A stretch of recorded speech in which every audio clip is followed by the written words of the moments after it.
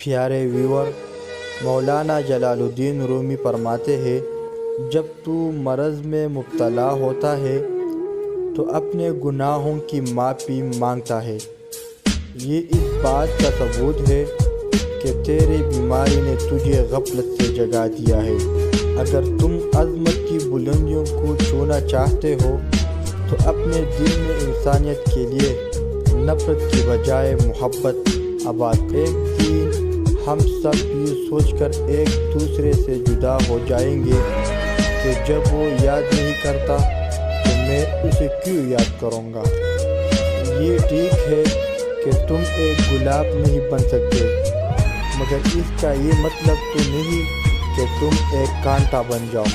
جب سورج غروب ہونے لگتا ہے تو چھوٹے آدمیوں کے سائے بھی بڑی ہو جاتی ہے۔ محنت کرو، کامیاب ہونے کے لیے نہیں بلکہ اپنے پہچان بنانے کے لیے۔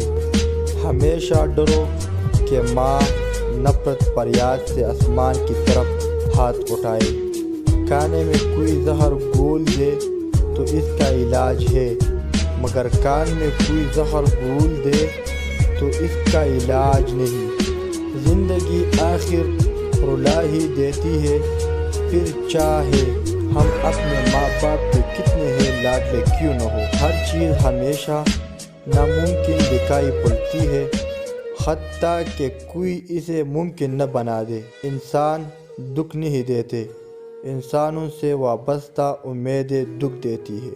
اگر تم کسی کو چھوٹا دیکھ رہے ہو تو تم اسے دور سے دیکھ رہے ہو یا غرور سے دیکھ رہے ہو۔ پیارے ویور، جب آن کے نفس کی پسندیدہ چیز دیکھنے لگے تو دل انجام سے اندھا ہو جاتا ہے۔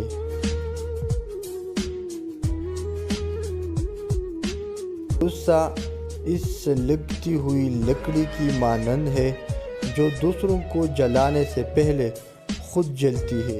اگر تم اس وقت مسکرا سکتے ہو جب تم پوری طرح ٹوٹ چکے ہو تو یقین جانو کہ دنیا میں تمہیں کبھی کوئی نہیں توڑ سکتا۔ ہر من کامیابی اور ناکامی مستقل نہیں ہو سکتی، صرف آگے بڑھنے کے جستجو مستقل ہو سکتی ہے۔ موقع کوئی لاٹری نہیں ہوتے، انہیں محنت سے پیدا کرنا پڑتا ہے۔ تم کامیابی سے زیادہ ناکامی سے سیکھتے ہو، اور ناکامی ہی تمہارا کردار بھی بناتی ہے۔